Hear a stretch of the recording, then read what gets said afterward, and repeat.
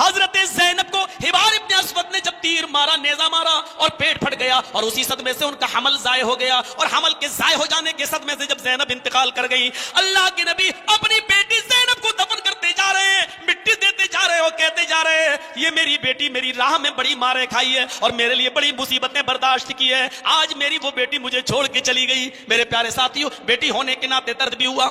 پھر رقیہ کا انتقال ہوا تو وہ ماحول تو بڑا عجیب و غریب تھا۔ جس دن جنگ بدر میں کامیابی ملی اور پہلی جنگ اسلامی جنگ نبی اکرم صلی اللہ علیہ وسلم جیتتے ہیں، پہلی جنگ میں کامیابی ملتی ہے، ابھی صحابہ جشن منا رہے ہیں، ابھی کامیابی کا جشن منا رہے ہیں، اللہ کا شکر ادا کر رہے ہیں، اچھے سے اچھا کھانا پکانے کی تیاری ہو رہی ہے، پہلی جنگ ہے اور اسلامی پہلی جنگ ہم جیتے ہیں۔ اسی دن جس دن اتنی بڑی خوشی ملی، اسی دن کسی نے کان میں آ کر کہہ دیا اے اللہ کے نبی، آپ کی بیٹی رقیہ جس کو چیچک نکلی تھی وہ اسی مرض میں انتقال کر گئی۔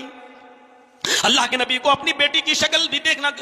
نصیب نہ ہوا۔ جب مٹی دینے کے لیے گئے تو مٹی ہو چکی تھی، صحابہ کرام قبر پہ کھڑے تھے، حضرت عثمان غنی بھی مٹی دے چکے تھے، اللہ کے نبی صلی اللہ علیہ وسلم گئے اور مٹی دے دی، یہ نہیں کہا کہ قبر کھود کر مجھے میری بیٹی دکھاؤ۔ میرے پیارے ساتھیوں، حضرت رقیہ کا انتقال ہوا تو نبی کی آنکھوں میں آنسو، حضرت ام کلثوم کا انتقال ہوا تو نبی اکرم کی آنکھوں میں آنسو۔ اور سوچو جب نوازی نے جب دم توڑا اور زینب کے بار بار بلانے پر کہ امامہ بیمار ہیں آپ آئیے اور دیکھیے، اللہ کے نبی جب گئے اور امامہ کو جیسے ہی اپنی گود میں لیا، امامہ کی روح قبض سے عنصری سے پرواز ہو جاتی ہے، وہاں زینب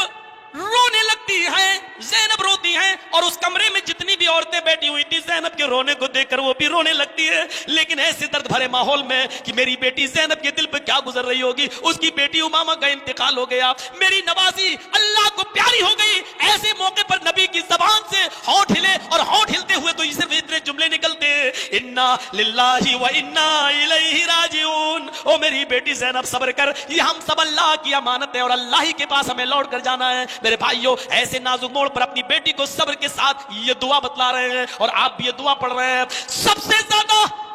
باپ ہونے کی حیثیت سے درد بھرا منظر تو یہاں آتا ہے کہ جب آپ کی قاسم کا انتقال ہوا، خدیجہ کے بطن سے جو بیٹا پیدا ہوا ابو القاسم، قاسم، تو قاسمی کی جہت سے آپ کی کنیت پڑ گئی ابو القاسم۔ قاسم کا ابھی بیچارہ 2 سال پورے نہیں کر پایا، اس کا انتقال ہو جاتا ہے، نبی کی آنکھوں میں آنسو۔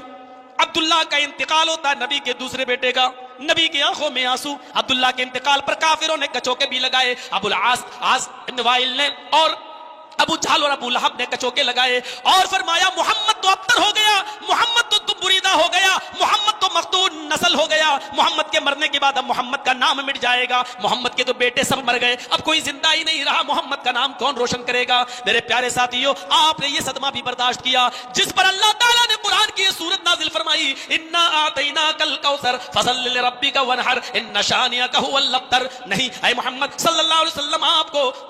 آپ کو کبھی دخاطر ہونے کی ضرورت نہیں ہے، آپ کو دل برداشتہ ہونے کی ضرورت نہیں ہے، آپ کو ہم نے خیر کثیر سے نوازا ہے۔ آپ جیسے پہلے نماز پڑھتے تھے اور قربانی کرتے تھے اسی طرح نماز پڑھتے رہیے اور قربانی دیتے رہیے۔ آپ کا دشمنی مقتول نسل ہوگا، آپ کا دشمنی تم بریدہ ہوگا، آپ کا دشمنی اس دنیا سے مٹ جائے گا، اس کا نام و نشان لینے والا، اس کا نام و نشان بھی باقی نہیں رہے گا۔ اور پھر دنیا نے دیکھا ابو لہب کے اوپر قیامت تک پیدا ہونے والی امت اسلامیہ اس پر بد دعا دیتی رہے گی، تبت یدا ابی لہب وتب، یہ آیتیں پڑھ پڑھ کر ابو لہب کو بد دعا سے نوازتی رہے گی۔ میرے پیارے ساتھیوں، سب سے بڑا دردناک منظر تو اب سامنے آ رہا ہے کہ ماریا قبطیہ کے بدن سے جو بیٹا پیدا ہوا اور جس کا نام آپ نے ابراہیم رکھا، آپ کو امید تھی کہ قاسم نہ رہا، عبداللہ نہ رہا، تو ابراہیم تو میرا بیٹا رہے گا۔ 18 مہینے کی عمر گزاری، ابھی اپنے